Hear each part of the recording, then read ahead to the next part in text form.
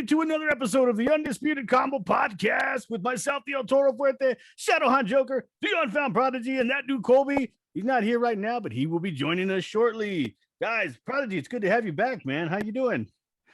I'm good, guys. I'm glad to be back in the podcast, speaking with you wonderful people, about Yu-Gi-Oh and everything else. Yeah, we missed you last week. I'm glad you can make it. And Joker, man, you've had a busy week, right? You have no idea.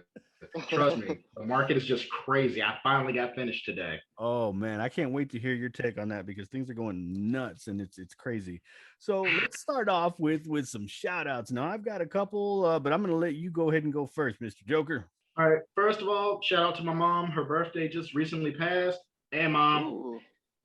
See? Happy Sometimes birthday. it does pay attention to be a fool. Happy birthday. And shout out to my sister. Thank you for reminding me to actually give the shout out this time. And a very special shout out to my family down the hill. They know what I mean by that. Trust me, it's funny. Okay. Awesome. Mr. Prodigy. Hey, I just want to shout out Mr. Julian for coming on the show last week. I wasn't here, unfortunately, but I saw his interview and it was just amazing, guys. If you haven't watched it or listened to it yet, you guys got to go do that as soon as possible. So shout out to Julian for showing up to the show. We appreciate you. Yeah, and thank you as well, and thank you, Julian. That took a lot of courage, really, to come out and tell us that story. And again, just to piggyback off his message, just show some kindness. You don't have to be too nice, but just show some kindness to people. You don't have to respond with anger and hatred all the time. So, well, anyways, thank you. I've got my normal too again, Julian TV. Check out his live streams. He does deck profiles, anything Digimon. Check him out. Our friend Joker here's going to be joining that discussion as well. And of course, motherfucking Mark, the Burial Ground podcast. You do not want to miss AEW Dynamite on July 7th. Mark has he's got some interesting plans, so it's going to be exciting. So if you don't watch AEW, I don't watch it personally. I've caught it a couple times. I'm going to be watching on 7/7. Don't miss it. Before we get into any Yu-Gi-Oh, let's talk about something that popped up on Instagram recently, and that was a particular game that I follow called Rust: The Afterworld. And it's a card game, and they do the whole Kickstarter thing, and they're going to be doing another one, I think, in a couple of months. But the recent post was kind of concerning. It says Magic the Gathering plagiarized us. In the upcoming Magic the Gathering set, a brand new type of card will show up, one called Dungeon, that represents quests. Sound familiar? You can venture in while playing a match, a way to introduce role-playing elements into a card game. Cool, it's a great idea. Unfortunately, it's an idea of ours, copyrighted by us years ago, that designers at Wizards of the Coast stole from our game. Concerning. Wow. Well, that's a bloody magic trick and a half. I mean, go ahead. I've never seen a magic trick like that before where it's like, Alakazam, man. Hey, look, someone else's random idea now is mine. Ha ha ha. Yeah. Seriously, did Wizards of the Coast do that? I thought they were known for original ideas, like stuff that came from D&D or stuff that came from D&D. Yeah. And I think it's concerning, but it's not surprising. I mean, I'm sure this is not the first time that they've done this, or a bigger organization has done that. I mean, just last week we had Julian, and I've shared that with you guys. My discussions with him, he's had bigger influencers, bigger YouTube channels when he was with Yu-Gi-Oh! And also with Digimon. He's had people steal his ideas when he went to approach them about collaborating. Now, I don't think that Rust: The Afterworld approached Wizards at all, but it's interesting that it matches it almost word for word. I mean, Prodigy, what are your thoughts on this? I mean, it's just ridiculous because when you think about it, even though it's copyrighted, since Wizards and Magic the Gathering is such a huge company, I mean, going to bat for this type of gaming that they put into their card is going to be hard to fight against, I'd say. And it just kind of sucks because even though they copyrighted it, they might lose the battle anyways. It just sucks when you come up with the original idea and then you don't get any credit for it. So I'm hoping something good comes out of this for them. Hopefully. But, I'm not seeing it. Yeah, it is. It is concerning, and I think that they're almost expecting it not to work out in their favor because they are a smaller, independent organization that focus Yeah. on that one game. They have right here. It says that they've actually reached out to them, but they have not heard back. But it's they're spreading awareness. I shared it to my story, and I'm hoping that other people will share it as well. Colby, when we talked about this earlier in the week, what were your thoughts initially? Honestly, I didn't really know what to think because it's been a long time since I touched on Magic the Gathering community. Mm-hmm. But it would shock me if they did take an idea or like plagiarize or whatever the case may be. Yeah. It wouldn't shock me, or just anything like that. I see both ends of the world. However, that being said, because Magic the Gathering is kind of based more towards like D&D, in case the Dungeon Master Sword was not a clear indicator. Yeah. So having a dungeon type card would not be too shocking. However, the way it looks, yeah, it kind of does. I see both ends of the stick, but at the same time, it's like I really don't know. And go ahead.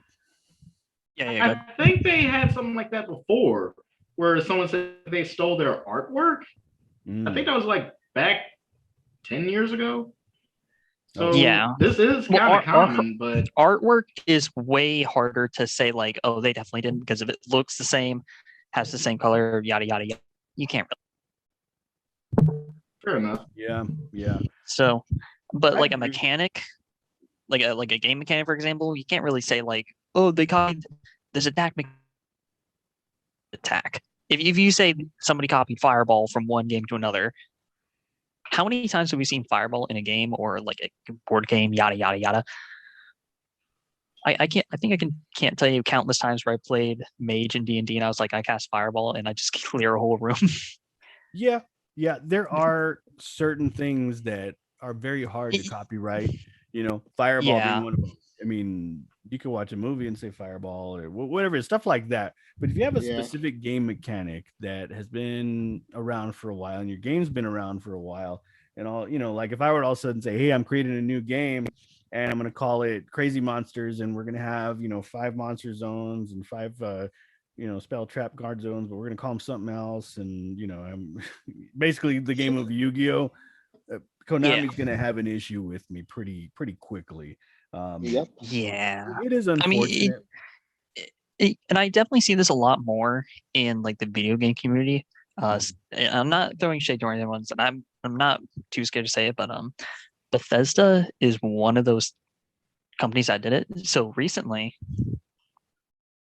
in short, it was a big thing because one company actually directly copied from Bethesda. Like if you look at both games, it was a direct copy. Interesting. Okay. Just different name. I think it's like World Wildstar, whatever it was called. I don't remember what it was. But apparently that's been happening, and you could definitely see a correlation between it and like TCGs. But I don't know this whole issue. Yeah, I think it's just concerning, and we know it happens. It's not a surprise. It sucks when it happens for those guys. Hopefully, as we said, it works out definitely. in their favor. Because we know that even as a content creator, if you approach a larger channel about something that's unique, an idea, and you want to collaborate with them, they're going to steal it, and it's going to be their idea. Oh, definitely. They have 300,000 subscribers. You have 100 or whatever it is. It's kind of hard to prove anything, but we know it happens. And this is just really unfortunate. Shame on you, Wizards of the Coast, if you did that. Let's move on. Let's talk King's Court. All the collector's rares are being revealed. We don't know if that's all of them. Maybe it is. Maybe it isn't. Who knows? Who knows if they're there's always, it's hard to believe anything you see. But from what we know, Lightning Storm, Rescue Rabbit, Hyper Galaxy, Joker's Knight, and Joker Straight, I think is what I saw. Did I miss anything? I agree that all this is overhyped. Thank you. Yes. Yeah, I think that's everything so far. Yeah. Rescue Rabbit? Seriously? And what's even funnier about that is, people are losing their mind. Oh, Rescue Rabbit! It's like you've never seen a Rescue Rabbit card before. Okay, it's a collector's rare. It's got little fingerprints on it. That's what it looks like to me. I'm sorry if you're a big fan of them. Don't mean to insult you, but they are cool. I'm not gonna, I'm not hating on anything. But at the same time, they're collector's rares. Cool Lightning Storm is exciting, but Rescue Rabbit, that's kind of confusing. Joker, I want to hear your take on this so far. What do you think? Okay, some of these collector's rares that I've seen, I'm like, okay, cool. Why? That's a common. Leave it alone. Why? And the number one that had me going, seriously, why? Why do we have Egyptian gods in the set when oh, seriously? We just got these. We don't need them in that. We've already done Rage of War. We saw how that went. Come on now. We don't need these unless they're ghosts. Right. And the craziest thing is people still lose their minds over an Egyptian god reprint. I find that mind-boggling that they've been out since the original anime. You know, they made them the little cards that you couldn't use in a duel, and then they made it the ones you can use in a duel. And it baffles my mind. It's like, okay, they're Egyptian god, they're reprints. You can get as many as you want, but people act like they've never seen them before. Again, if you're excited about it, great, be excited. I just find it hard to get excited over something that's been reprinted, many times over. Prodigy, what are your thoughts so far? Now, I know we've spoken about this, but Lightning Storm being collector's rare is one of the reasons why this set will sell. Mm-hmm. And the fact that it comes in an ultra is even better, for the community. Thank God. But the Egyptian God cards, man, I don't understand. I mean, I got to give Konami credit for putting it into the set. Like, they revealed the set, but we're not going to reveal these cards. They're special God cards. Ooh, we've never seen these before. So it's like, hey, we're going to put a little hieroglyphic in the picture and it's going to sell, guys. It's going to sell. That's what I'm seeing from Konami's perspective. But, still, I feel like King's Court is still underwhelming. And, the hype that's around it is just for people to make money, I guess. I still don't see the worth in King's Court to me, personally. Yeah. But, the collector's rares are okay anyways, but Lightning Storm is going to be what sells the set. I think that's the main point for the whole King's Court. we might as just call it the Lightning Storm box set. All right, let's just call it Lightning Storm and call it a day. Call it the King of the Court of Fools. That's true. Now keep in mind, I'm hyped for it, but only for the Kings, Queens, Jacks, Knight, and all that stuff. The rest of the stuff, I'm like, so we get one deck and then reprint after reprint after reprint. Oh, and a Lightning Storm. Why? We could have gotten 2 other decks. We could have gotten Solomon Moto's Gambler's deck or the Ancient Dragon deck. Nah, we're just going to give y'all some reprints. Be happy with that. Here's some Knights, but they're not Noble Knights. They're Knights. They're not Sotelo Knights. They're Knights, though, and they're light. Buy them. But they are just for casuals. But they're Knights. Lightning Storm. Yeah, Lightning Storm. My case is Colby. Tell us your thoughts on King's Court and what your early thoughts are on the set and also on the reveal of the collector's rares. If you're a casual player, great. If you're a meta player, yikes. Because when your only good thing about it is Lightning Storm and maybe Rescue Rabbit, you're kind of in a rough spot. Yeah. I'm going to enjoy the Lightning Storm run? Oh, absolutely. Because I've been wanting to get 3 of it for Ignister, solely to have spell and trap removal. But like I said, other than that, it's yikes. Do I like of the gods being in there? Yeah, I think it's pretty neat. But do I think that it was required? Yeah, good point. Yeah, that I forgot. To me, that's just we don't need another Egyptian god print, and if we do get them, great. Whatever. There's nothing we can do or say to stop that. But what really cracks me up is all the people who, again, act like they've never seen an Egyptian god before. It's like, oh my god, this card's fire. Oh, we're getting Egyptian god reprint. Oh, it's like, I get it. You're happy, you're excited, but I think a lot of it is overdone and overblown. Yeah, primarily from the people who are looking to be sponsored by Konami, again, to each their own. I'm not trying to throw shade at anybody here, but come on, they're Egyptian gods. We've seen them so many times before. Relax. Attacked. I also like how they put all of them in, but let's be honest, if any of the three that should have only been in there, it was just going to be Slifer. The rest of it doesn't really matter. The whole set basically caters to Slifer, but Obelisk, for the tributes. Raw, there's no reason. Do we actually? There's one that they should have brought out. The one with the combined of all three Egyptian gods. They should have brought that out as a collector's rare or a ghost. Oh man, I really can't wait to never. Man, I really can't wait to never summon it. Is that a card though? But at least it's shiny. Yeah. That it is a card, and how you get it out? You special summon it by attributing all three gods. Oh wow. Oh, well, yeah, that's never happening. Yeah, and what is it? When it's summoned, you win the game. And that's all it does. Not the match, the game. Okay. Okay. Well, name a deck that can consistently. It can't be Judgment. It's I believe in the text says you can't negate the summon, but I mean, like I said, it's one of those like name a deck that's going to Name a deck that's going to consistently get out at least one, let alone three gods. It's going to be tough, and if you have if you're playing mirror matches or whatever, and like I said, I still plan on getting them, and I'll open it up, and my kids and I will put them in sleeves, and we'll duel each other casually.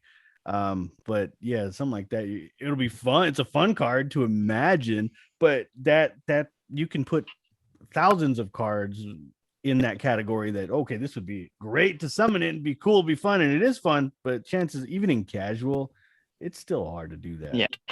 Yeah. I mean, hey, it's the only way I'm getting a feather duster unless I open one of those. Okay. Hey now, don't forget. I was sending. There's my flex. You want to see my flex? I gotta get a light this time to show off. Hopefully the singles. I don't have a flex this time. What do you mean? Open your binder for like 3 seconds. Yeah, I got my ultimate flex right here though. Waking the Dragon, baby. That's my card. So. Are you talking about a very strong unaffected beater? A very strong unaffected beater, you say? Oh, that's cute. That's real cute. All right. Anything else out of King's Court that kind of, I know there's a couple that I've seen some of the reveals that look okay. I may pick up a couple singles. I'm done buying cases and boxes and maybe packs.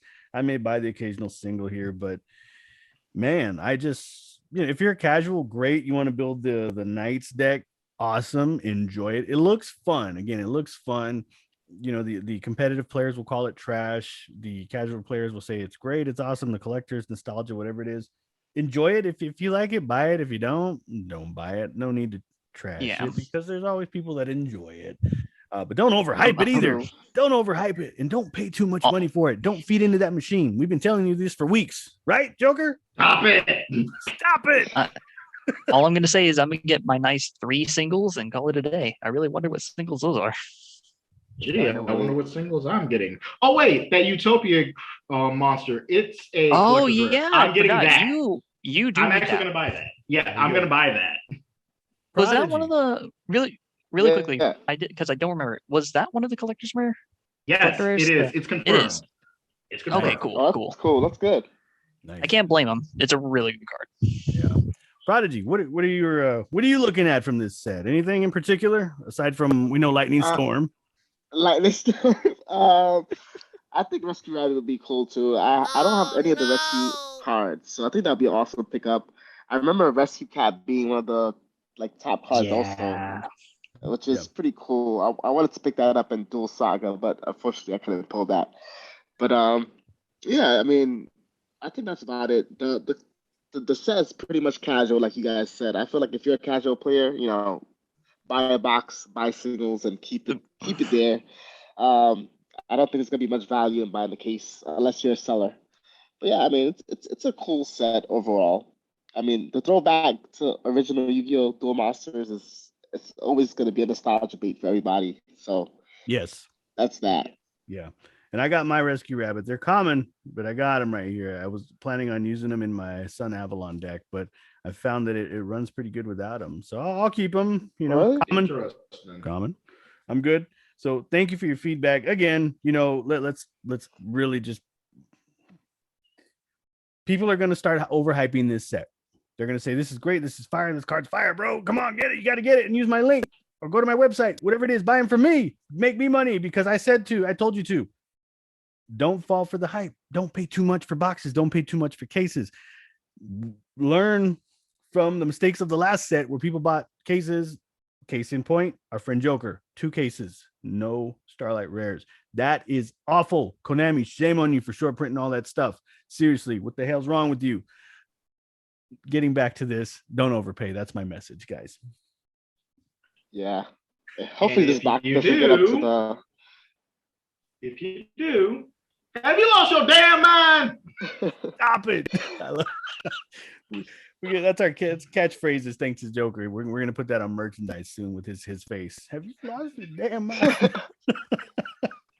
Look out for it too, guys. Future merchandise. I think we're going to find something that everybody says or does, and we're going to patent that, and we're going to put it on merchandise. So Joker, you got 2 right now. And then your Prodigy, maybe who knows, but we'll Shadow Realm you or something. I don't know. Yeah, we'll figure it out. Right. Okay, Market Watch Madness. What in the world is going on? Mystic Mine is what, $15 right now? Mystic Mine, the card everybody hates and wants banned. Now, Sky Strikers, as you mentioned, Colby, and Mystic Mine itself, the deck that there was one recently that I think got a top 4. And the deck is fun. I did copy that into Nexus, and I've been beating the bot. I did play somebody, and they got really mad. They left me some nice words in the chat, but I think you said the word bad. Let's not focus on the deck. Let's talk about Market Watch. Whoa, man! Again, it goes back to the hype. And we're going to talk about that in our next segment. But right now, I mean, influencers build a deck and they show it to you, and then everybody goes in masses to TCG Player, wherever, to buy them. And of course, the sellers are like, oh, let's bump it up, and it just go. It's a never-ending cycle. When are people going to learn? Joker, what's going on? Seriously, I just spent the entire day fixing up my market for what's to come. It'll be going live a little bit later. But some of the cards that I had on there, like 50 cents, $1, maybe $2. Now I got to adjust them to be 10, 15, 20. I'm like, what just happened? And I've seen as of late that they've had certain decks just all of a sudden, okay, this top 4, you need to buy this deck now. Or, so I just invented this deck. This is what it does. Now, your opponent can't play. Buy the deck. But why buy the deck if buy the deck? You need it. Everybody will run it, but you can win with it. But if everybody's buying the deck, then how will we know who wins? Don't worry about that. Here's the link.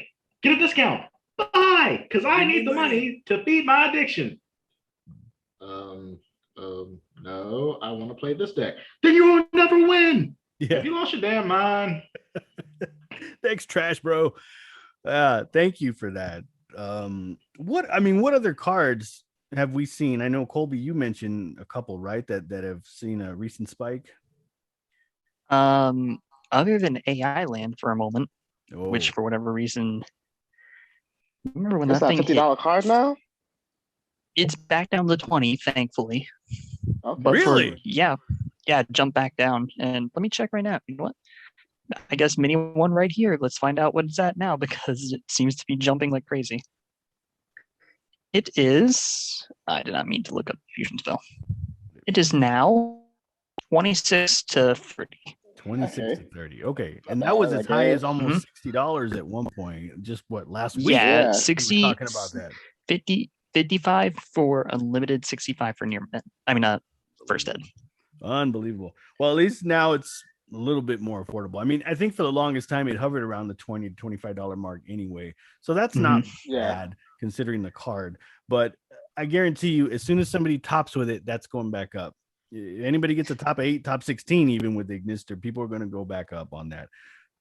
Prodigy. Don't tell me what I'm about to do in the future. Yeah. As soon as Colby does it and he posts his deck profile, because he's going to be going to locals, Colby's going to be responsible for the price of that card going up. Prodigy, talk to us, man. I'm curious to get your take on this. On the Mystic Mine, I kind of find it funny that it's $15. Through Twitter, Instagram, all the Yu-Gi-Oh talks, they say ban Mystic Mine. We don't need it in the game. We don't want to play against Mystic Mine. But all of a sudden, lo and behold, here we go, guys. Mystic Mine is back on its pedestal. People are using it for this deck. I mean, it's like they never seen it before. It was never around. And, I've played this deck against, I think Mr. El Toro Fuerte has a Mystic Mine deck, and man, that card is annoying. I don't know why anybody wants it. Why do you want to touch that card? Please tell me why. But, hey, people do what they're going to see. I mean, there's influencers out there. They tell you, "Hey, go buy this card." You're gonna buy that card. I mean, if you're if you're a fan of this creator and you think that this is gonna get you somewhere in the Yu-Gi-Oh community, you're gonna go out there and buy that card. So I mean, I don't fault the people buying the cards, but it's like I understand you wanna get good, right? That's the meme, get good. I understand you wanna get good, but I mean, don't fall for the hype. I mean, like you said, like sometimes the hype won't get you anywhere. So you imagine you went to go buy Ignister Land. That's it, Ignister Land. That's what it's called, for $65 because you wanted to get good, and now it's back to $20. You're like, what is going on with Yu-Gi-Oh? It's crazy how Market Watch can take all your money. I guess I don't know. I don't even know. Again, it's gotten to the point where it's on, it's Yu-Gi-Oh cards are becoming currency, and the value of that currency is almost like the what do they call that? The Bitcoin type of deal. What is that called? Was it Dodge? Dogecoin? Yeah, but there's a name. I can't think of the name of it. But anyways, that type of deal where it just kind of fluctuates so much. I mean, one card is worth $60 one week, the next week it goes down to half, 30, 25, whatever it is. And it's crazy. And if I'm a okay, and so for those of you who are listening, our friend Joker likes to throw up different, signs to make us laugh and everything. But if I'm a parent and my kid says, I want to play Yu-Gi-Oh, I'll buy him a structured deck. Okay, great. Play it. Egyptian gods, whatever it is. But if my son was to come to me and say, Dad, I want to play competitive Yu-Gi-Oh, and this is all being me, hypothetical, me not knowing about Yu-Gi-Oh, and he's like, I want to play competitive. Okay, son, what do we got to do to get competitive? Well, you got to buy these cards. I'm going to look at him and go, wow, that, we're paying almost $1,000 for a competitive deck. That's crazy. It's not happening. I hear all these influencers talk about how they want people to play the game to experience it. We want kids to play the game. No, you don't. You don't, because you keep hyping all this crap up and making it harder for kids to get. You keep doing the whole buyout thing where people are buying. They're still buying out stores, for crying out loud. We see it all the time on Instagram. I bought the whole rack. Hope to pull a Starlight. Leave some for the kids. You don't care. Nobody cares. They say, the meme that says F the kids. F them kids. The Michael Jordan, and that's pretty much what everybody's doing. So in turn, again, kids do other things. The game's going to die off eventually, people. It really is. I get it. We love it. We love to collect it. But as adults, we still got to make way for the younger generation to keep playing. It's like me when I play horseshoes with my relatives. The adults would play, but at some point, we got to get the kids to start enjoying the game too. I'm not going to go too much further on that. Joker. This is why I left Pokemon alone. I got to leave something for the kids. I mean, if I just keep buying all these different card games up and trying to make money off of the card games, how's little Timmy going to actually play? What about these other kids that want to play? Nobody's going to be able to play if I'm just going, let's just toss some cash here, buy out there. No one's going to be able to play. Then the only people that can afford it are these either big influencers or people that got the big money to buy the cards off of me. Kids won't be able to get those cards that they see the influencers with, and they'll be sitting here, Mommy, Daddy, I kind of need the cards to build the deck. They're going to look, see how much the stuff is. Nah, that's your college tuition. Nah, we ain't doing that. I'm just saying, Yeah. we need to just back off for a little bit. I'm not saying, okay, I'll only buy one booster pack and that's it. You can buy from your like locals, you can buy maybe a few packs at the store, but don't go to the store and just beat each other up just to get all the cards and then, all right, honey, I'm gonna open these packs now. Hopefully I put some money. Oh Lord, I spent $500 when I was supposed to buy groceries and I only pulled $50 worth of cards. Well, guess who's sleeping on the couch for the week? Oh yeah. You. Oh yeah. Oh yeah. Oh yeah. Prodigy, I'm curious to hear your thoughts on this. What are you thinking? I mean, listening to this, I mean, you could just say that Yu-Gi-Oh is becoming a game for adults. I mean, it's marketed as a game, of course, but it's a game for adults when you think about it. Like the other day, I showed you guys, I walked into locals for the first time, and I did not see one kid in there. Not one kid. I mean, I've seen a lot of grown men in there, but not one kid. So I mean, it's like, who can? I mean, it goes to who can afford these cards. Like I saw a guy, he walked in, he said, "Can I get a play set of these Harpy Sped Busters?" The guy goes, "All right, how much is it?" The teller goes, $50. I'm like, wow. Imagine if a kid walked in here and said, "Can I get a play set of these feather dusters?" And the parent was like, $50. Like, I mean, are these cards gonna change your life?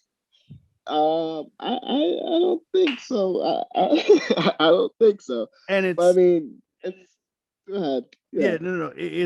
I love the point you're making. I love the real life example. I mean, this is stuff that's really happening to people. We're not just saying this just to say it. I'm not complaining. I'm just talking facts here. Okay, so you can yeah. criticize me, disagree with me. That's great. But at the end of the day, like Prodigy said, and we said it last week, it's not a kids game anymore. So if you're an influencer, say you want to reach out and make this game playable for kids, and you again, like Julian said, you have the capability to do more giveaways, then do more giveaways. Give to the people who may not be in a position to do that. The danger you run is you can't always control who enters your giveaways. It could be people who just want to Oh, yeah, sell it. that's true. That happened to me a lot. When I used to do giveaways. But at the end of the day, again, it's an expensive game. And again, deck is good today, but then in 3 months when the ban list comes out or whenever it comes out, your card gets hit, the deck's no good. It's trash. I'm just quoting Twitter and Instagram and everybody else. So my advice, if you want to play Yu-Gi-Oh, you want to get started, you want to have fun, buy a structure deck, have some fun with that. Play a different game. Everybody says Digimon, but Digimon's getting crazy too. I was looking at singles and everything. That's insane. Pokemon, you can't even get Pokemon anymore. Play Monster Club. Play Monster Club. This right here is season 0 right here. You can't see it because the light's too bright. Monster Club season 0 comes ready to go. It's about $35.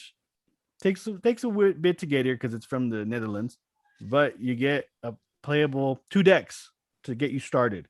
They have several boosters. This is not a paid advertisement, by the way. They came out with more. They have packs.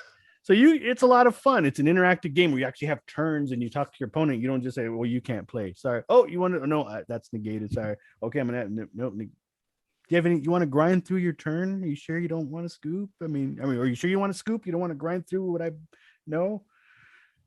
Yeah, I got some words for you. Anyways, all right, Colby, let's hear your thoughts. Sorry, the thing was cutting out midway. Honestly, like I said, with the market, it's really, really skewed. And as both played casual and meta, I can understand on both N6 why it goes up and down, but at the same time, it has turned more to an adult type game where it's whoever can buy it, and that's the unfortunate part. But market was never my strongest suit. I only really understand it on a meta side of things for the most part. Like for example, like why Feathers Duster is what it is, or why certain hand traps are going up, or why et cetera, why Missing Mind is going up. And I think I told you guys why, but yeah, that's how I see it. But it is definitely turning more into the adult side thing of who can just afford it better. Yes. And it's frustrating. Again, we do it almost week, several times a week. We say, "What? I'll send you guys a picture," or somebody will send a picture. Look at this. Holy crap. Why is that so expensive? And then, then Joker, you're good about finding it. Certain large YouTube channels will have a video about it, hyping it up, and it's crazy. It goes all over the place. So to me, it's just insanity. Any of you want to add any more on this market watch madness? I will. Okay. All right. Remember when Toon Chaos came out? It was for pre-order. It was a $45 box. Pre-order. I saw that. Then all of a sudden it came out. It was $65. Mm-hmm. We just now hit its dead year where it's completely out of circulation, but people have them in hordes. Do you know how much a box of first ED Toon Chaos is right now? How much? $340. But it's not good. Oh, it gets even worse. Battles of Legend, Armageddon. That was a $68 box, right? Better box. Everybody kept buying it out because they were trying to pull one of two cards. Mm-hmm. They wanted 10K Dragon or the Astral Utopia. Yep. Because everybody kept buying it out excessively, it now is anywhere between $240 to $270 a box as of right now. And it's expected to go up again by the end of the year. Mm-hmm. Now, after their dead year, where it's like completely out of circulation and people are just holding on to them, add like $10 to $15. By the fifth year, it gets what we call Fort Knoxed. Basically, you hide that thing and you pretend like you ain't got no memory of it and wait a couple more years. Then it will hit the thresholds like the original Dual Monsters boxes, mm-hmm. where it can go from 500 to maybe 1,000. After that, sky's the limit. I'm just saying, with the way people are buying it out, look at Blue Eyes, Legend of Blue Eyes right now. Oh, yeah. And Unlimited is like 3,000, maybe 6,000, but a first ED is 6,000 and up. You're not touching that unless you're putting the car payment on it. Yeah. Yep. And just in case someone goes, hey, I don't believe it, watch Ruxin 34's videos. One little box of Legend of Blue Eyes cost him $6,000. So if you think I'm joking, look it up.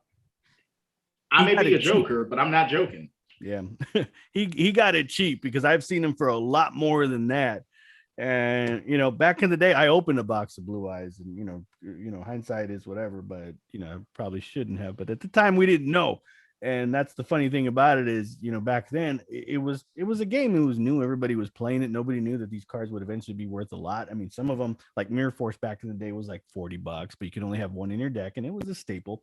I'm talking 2002, 3, 4, those days right there. I'm not talking, after that when it became irrelevant. But again, the game it's out of hand. It's crazy. It's fun. It's a fun game. I'll always play it, but I'm kind of over this crazy Market Watch craziness. So you guys, the ones who do the videos on Market Watch and analytics, congratulations. You're successful, whatever, but you're successfully hurting the game, hurting its playability, hurting its ability to grow the game. Again, you're going to be stuck in your bubble here, and eventually the bubble's going to burst. It always does with things like this. Let's talk about a recent post that we saw on Instagram with somebody's dinosaur deck. And I love this, not in a good way. I just laugh. We all laugh because it shows this YouTuber's dinosaur deck and it has their name on it. And then it says, buy these singles now using our link or some or another. So basically this influencer, again, I want to stop using that word because these people are annoying. Let's show their deck. Let everybody get excited about it and go spend money to feed the machine. Now, the comments are beautiful on Twitter and on Instagram. People are calling it out, and I love it. Joker, you want to say a lot about this. I just got one thing to say. You're the reason why a $4 card became $48. You're the reason why as soon as the deck is supposed to be just, okay, it's dead now, let it sit down for a moment, give it a couple of formats, we'll revive it. No, we're going to take cards from other deck types, throw them in to make this deck still run. See, we're doing good. Now buy the cards from us because we spent all the money in the, come on now. It's like, stop. There's other decks to run. You're building a deck that's full of all these negates, full of all this stuff. You're building boards. You're playing 10 minutes of you building a board, and then I'm supposed to just sit here and go, I can't play, man. That's a nice deck. I guess I'll go spend $800 to build it. Now, what happens when everybody has that deck? Mm-hmm. It's like, great. Now we're all playing the same deck. Who wins? Do you have these 3 cards in hand? No, I do. You won. Okay. Do you have them in your hand this time? Yes. You win. Do you have them this time? Yes. I got them too. How many negates you got in your hand? 2. You won. Do you really want this? This is not fun. This is not helping the meta. Yeah. It's actually making people go, do I really want to play? Or do I want to play casual? I think I'll just play casual. Sure, you'll have people going to tournaments, but I've noticed as of late, those that go to these tournaments and try to play to like dead set win always say one of 3 things. One is, man, I would have won if I had this card. Or, man, this needs to be banned. This is bull. Or, my favorite one, I'll just wait till the next format. And that day never comes, folks. Mystic Mind is still here. They tried to overhype Ignister. You know I'm telling the truth. They tried to overhype it. And let's make scrap Dino. There's only like 3 scraps in the deck. And there's maybe, 12 dinos in the deck. The rest is hand traps. So basically what you're saying, and I know someone will say it, hey, just so you know, double evolution pill is due. There's other things you can run than double evolution pill. Plus, some builds only run 2, 1. So I don't want to hear it. You can run other things. But you're mad because someone else is running that same deck that you just won with. And yet, what do you think was going to happen? Oh, they're going to keep letting me win with this deck. No, it's called you keep winning. Now I'm going to do it. Now I'm going to try to keep winning. Oh, no, we're mirror matching. This sucks. We need to do something. Okay, we're going to hit the deck. All right, this influencer is making the deck better. Let's all copy it. Stop it. Stop it, indeed. Thank you. That was amazing. Prodigy, I want to hear your thoughts. All right, let's see here. I'm gonna play a little bit devil's advocate here because Okay. All right, so I made the deck. It's not my fault that it's awesome. Hey, I put it out there. It's up to you to do what you want. I'm not telling you to go buy the cards, but I'm trying to make the game better for everybody else. That's I guess that's their side of the story. It kind of sucks because people see this deck, they go online, they go copy his deck. They're like, wow, this guy, he made a pretty good deck. I'm gonna go out there and I'm gonna buy all these cards and I'm gonna go to tournaments so I can win with this deck, so I can top a tournament or whatever. And it's like, but you're not the only one who's gonna do it. You're not the only one, and I think that's where the issue comes in.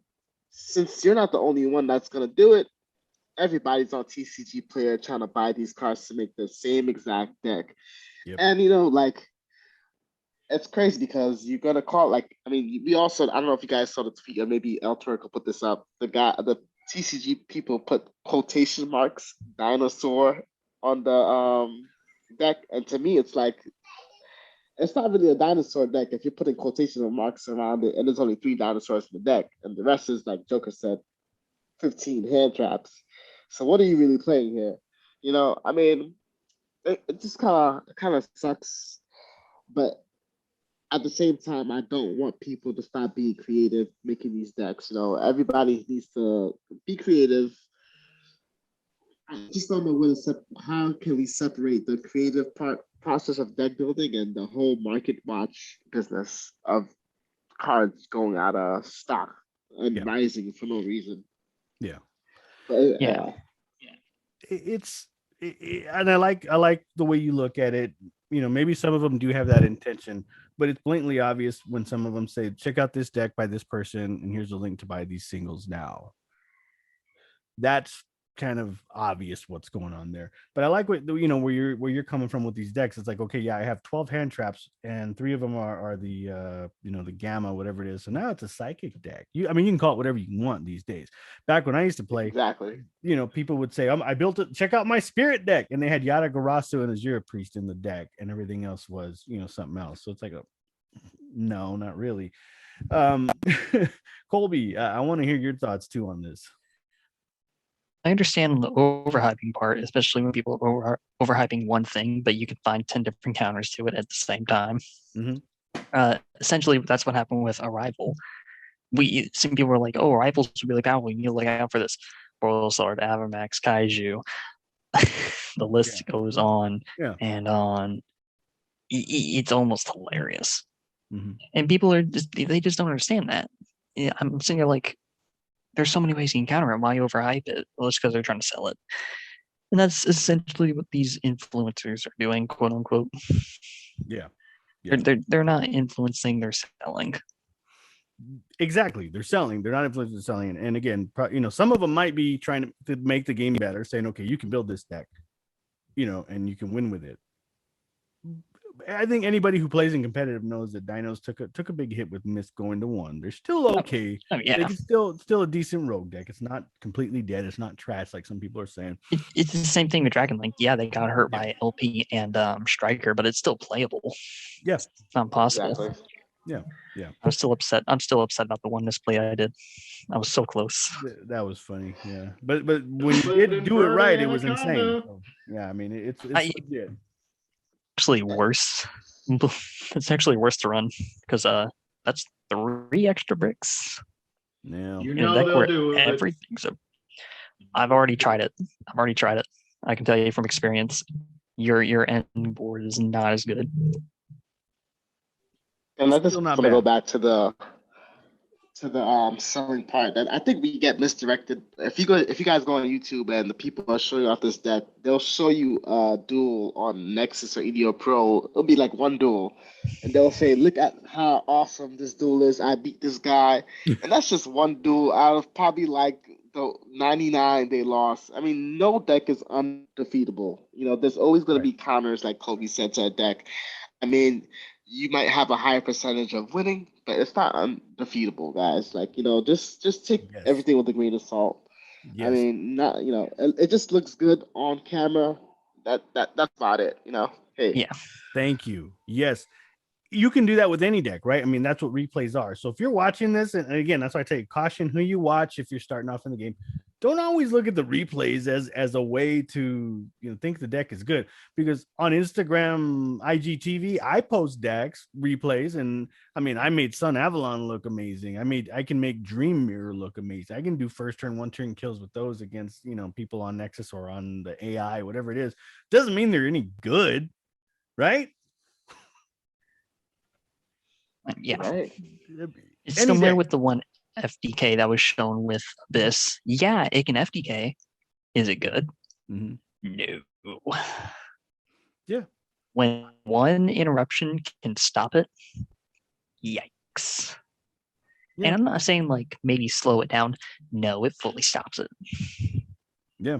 I mean, again, it comes with being a skilled player. Yes, there is some skill still involved. Knowing when to use a hand trap against a particular deck goes a long way. Instead of Ash Blossoming a Pot of Desires, oh cool, and then they come out with this whole combo, or maybe they were just baiting you into using it. Again, there's a lot of psychology still in the game, but at the end of the day, these guys are selling you cards. Don't believe the hype. Stop it, right, Joker? I mean, we're hyping up a deck. We give you a name brand behind it. It's just like anything. You have these paid celebrities that endorse products. That's kind of what's going on in the community. You get these larger YouTubers, and they say, "Here's a deck that I built. It's awesome. It's fire, bro. Go buy it. Use my link." And then these people say, "Oh yeah, check. Here's a picture of this person's deck. Go buy it. Use our link." It's the money game, guys. It's the money game. Yeah. I just want people to realize it's okay to buy the deck, but at the same time, don't buy it thinking that you're going to be the God champion, okay? Just play the game and don't listen to them too much, because 1 minute, this deck is God tier. Next minute, this deck is God tier. okay, how many God tier decks are there that you just bought? Mm-hmm. And I'm sick and tired of seeing it. Well, I bought this deck last month, now I bought this deck this month, and tomorrow I'm buying this deck. They're all God tier. I don't know which one to run. Whichever you want to, because they all can work well. Not everything's God tier. Heck, even the Egyptian gods are not God tier. So recently with buddies of mine, Mm-hmm. I used both of these. And believe it or not, which one killed him the fastest? Megalith. I was gonna say Megalith. Yeah, So for people Megalith who did. aren't looking at the YouTube, Megalith. he's holding up the Ignister and Megalith decks, guys. Yeah. The listeners. Yeah. So if you're listening, Colby's holding up the his AI Ignister deck, Megalith deck. That's what he's showing everybody, and that'll give you more incentive to watch the channel as well. Just saying, but don't stop. Megalith, which people don't hype up anymore, did better than Ignister. Granted, that's probably because I have the idea of running Demise and making it where you can't respond, but you ultimately just can't look at something and say, "Oh yeah, it's God tier." Something very small and minor could come in and just break it. True. The one thing I will say, if you're watching these influencers talk about specific decks, these God tier decks, you pay attention to how the strategies they give you on how to run it. If they give you a 1-card combo, 2-3-card combo strategy, that's legitimate. I mean, if you decide that you want to run the deck, great. Don't buy into the hype that it's the best deck just because you saw a replay or somebody said it's great. Test it for yourself online. There's several free platforms, but also, like I said, pay attention to how they show you, if they show you how to use the deck, how to do a combo, whatever it is, how to set up a board. That's what you really want to learn if you want to play this deck. Prodigy, anything else you want to add to that? I mean, no, that's about it. I think everyone gets it. Don't believe in the hype, guys. I mean, if you love a deck, go after it, test it. Don't just blindly jump into the card pool, I guess, and just pick up every card you want from this deck list. Definitely you want to see if you love the deck. But is this something you want to play in the long term? Do you really want to invest $1,000 in this deck? Just think before you buy. And if you just want to play casually, there's other decks out there for you that's much, much, much cheaper. Start small and then try to fall in love with the game. Do your own thing. Yes. That's about it. Great advice from a great person. So that's all we have for that. Now let's transition into our casual discussion. Now, speaking of casual, I love casual Yu-Gi-Oh! But my definition is different from everybody else's. You can have somebody like me who likes casual. I'll use an example of S-Force, casual deck. Okay. Can do some good things with the right cards. I try and run decks. When I say casual, I'm running S-Force. I may throw in a hand trap, three of one. My extra deck is not going to focus on, Appaloosa, Boral Sword, whatever it is. I want to keep it S-Force. And right now we only have one. I may add in those guys as an emergency, but my main strategy is going to be getting, the S-Force Link monster or just controlling the field with that. Now, again, that's my interpretation. Somebody might say, well, I've got a casual S-Force deck and my first move is to get out Dragoon. Everybody's strategy is different. Joker, I see you dipping your head there. What is your interpretation of when somebody says casual? Tell us what comes to mind for you. Like what do you? Mine's is basically you're not focused too much on doing excessive combos. You're actually giving people a chance, like maybe a couple of turns. They try to get the field going. They try to get some presence. And then all of a sudden, all right, it's been 5 turns for both of us. Now it's getting down to the nitty gritty. For me, I would have to say my Satella Knight deck would be my casual deck. My scrap deck, depending on what I have in it, it's going to be a casual deck. Mm-hmm. Starry Knights, Infernoble, I have them built as casuals, but I can make them meta. Now, as far as it goes with like the Borals, if I put in Boral's Sword, I'm not going to use Savage. Mm-hmm. If I use Appaloosa, I'm not going to really have her in as the main thing. That's just like last ditch effort if I'm down and out. Yeah. I'm only going to have maybe 2 hand traps, but they're the same attribute as the deck that I run. So that way it's a little bit fair. Now, some people will sit there and be like, that's a little too fair. That's just being, no, it's just so that I can play, get a feel of the deck. The person can get a feel of the deck. And if we want to exchange notes, there you go. I'm not going to sit here and just be like, I'm just going to dump everything at you for fun and then brag that I dumped this out on you for fun. And you go, dag, man, all I did was try to play Mystic Mind. Good game. Just saying. Yeah. And we all have friends that we know of where we'll play and they know what kind of deck we're using and they will customize a side deck just to beat your deck. So if they know you're running Mystic Mind, they're going to throw in about 15 spell trap removal cards, whatever it is, and that's no fun either. It's like, bring your deck that you play. Okay, bring it how it is. Again, it's like Arrow Mage. I have plants in my extra deck. I think I run a couple extras that aren't, but it's mostly plants. Now I can easily throw in Dragoon, get him out with Verte Anaconda. But what fun is that if I'm playing casual? If somebody brings S-Force and I got Arrow Mage and we're playing, I throw out Dragoon. Well, guess what? You can't play. Okay, game's over. Let's start over. Again, it's still fun to me, man. I like the interaction. I like going back and forth. I get it. Competitive is a whole different monster.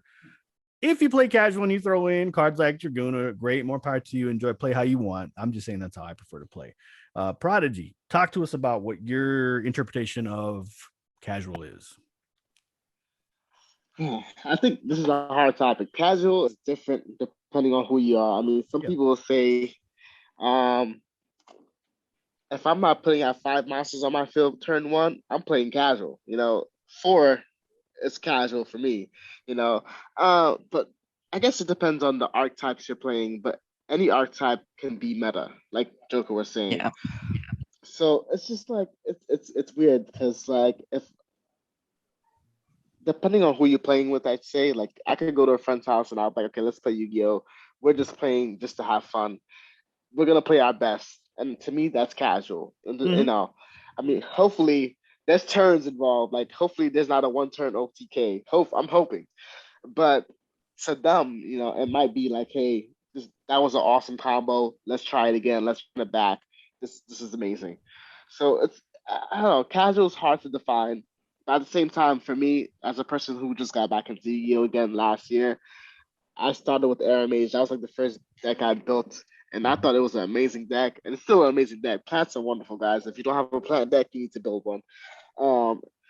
And to me, that's casual. And then I moved on to Evil Twins, and I love that deck. I don't care if it's not top tier, top 3, it's not topping anything. I just love that deck, and that's what I want to play. So for me, that's a casual deck. I mean, with cards like Dragoon and what else is there? What other top tier cards are there that we're looking out for? Kobe. Let's see. We got Dragoon, Appaloosa, Brawl Savage. Name. Rapadokus, actually, because Rapadokus is kind of like one of those. Hey, I'm gonna make anything enable now. Oh god, top of my head. Pisty, because Dragon Link. Ooh. But if you're looking at generic, it's kind of harder to find because there's only really just a few generic. But I guess there's also, Lightning Storm. There's also Ash. Dream Mirrors. Yeah, we'll see. Dream Mirrors. I mean, it's just crazy because anything could be casual. You put 2 cards in there and somebody might say it's meta. Any one of those 2 cards can make a deck meta. And it's just weird. I mean, but if you just want to have fun, I'd say play GOAT format, guys. That's the most casual you could get. Sorry, at least you'll know there'll be 20 turns. It depends. That depends. You want to play me GOAT format? Bring it. I'll end it pretty quick. That's my backyard. I grew up playing GOAT. Anyways, but yeah, you're right. Kind of like I have Arrow. I run Rika. I have a Rika deck. Now I have a casual Rika deck, but I can make it meta by adding 12 hand traps to it and still run the engine effectively and consistently. So exactly, yeah. Okay, somebody banished Cole. Oh wait, what are you doing, Joker? What'd you play? Solemn judgment. It's not me this time. Yeah. So, but yeah, no, I love this discussion because everybody's interpretation of casual is different. We have like my interpretation. Like if I'm running Air Mage, I'm gonna run all plants. If I'm running Zombie World, which by the way, god dang it, if one of the big influencers didn't come out and say Zombie World, Eldritch, or whatever it is, Zombie World is like a new big deck. And now, of course, everybody's gonna start playing it. And hey, I've been running zombies for a while when it was before it was cool. So just so you know, whatever is that worth? Probably not worth Just anything. put it out there. Most of the hand traps are zombies.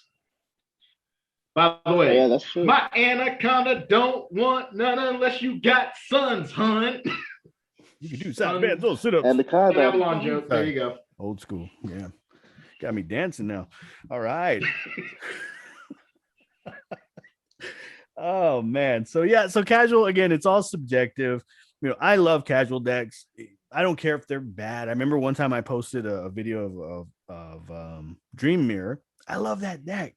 Yes, it is not consistent. Yes, you can brick easily because there's so many dang field spells. And somebody said, "Well, it's horrible. It's a horrible deck." Yeah, it's tough to play, and especially if you're playing competitive. I don't care about that crap. I don't care. I'll run with Dino Wrestlers. I'll build a stupid Dino Wrestler deck and I'll try it. I'll play it. Sun Avalon, again, not considered very good at all. Not very consistent. It's more of a reactive.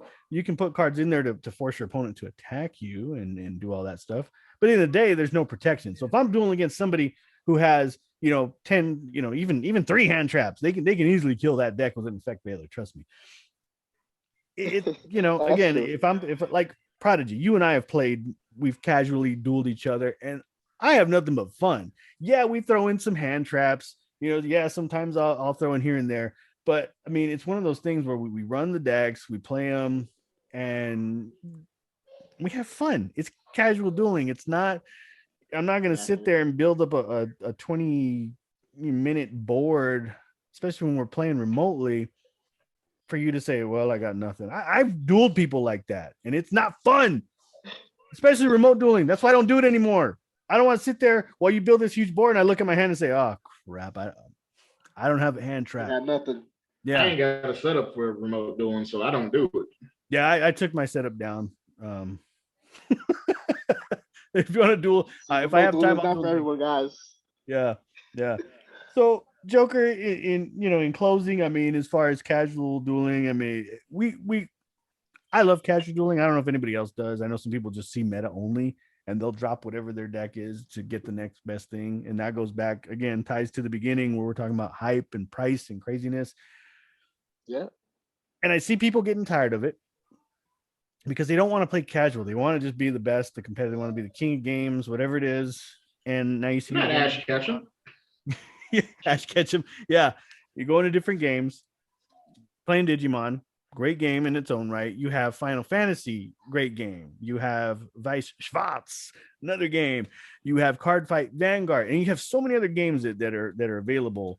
But everybody loves Yu-Gi-Oh! I mean, if you love it, you love it. Magic the Gathering, another one, Wizards of the Coast.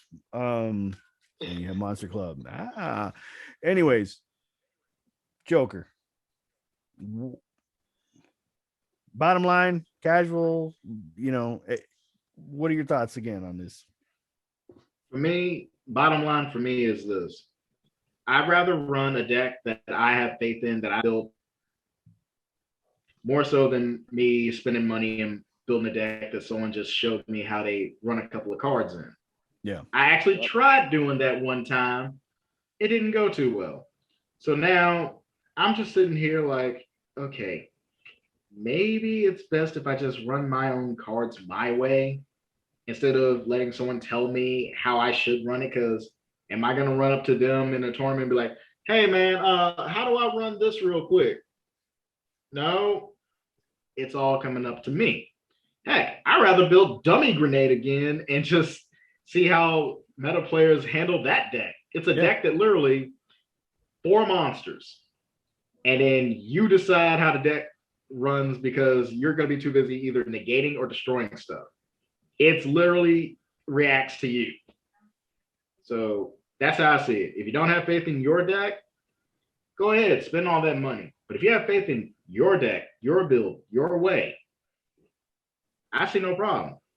So I guess that makes me a filthy casual that needs to get good. I don't care. At least I know I have faith in me. So be it.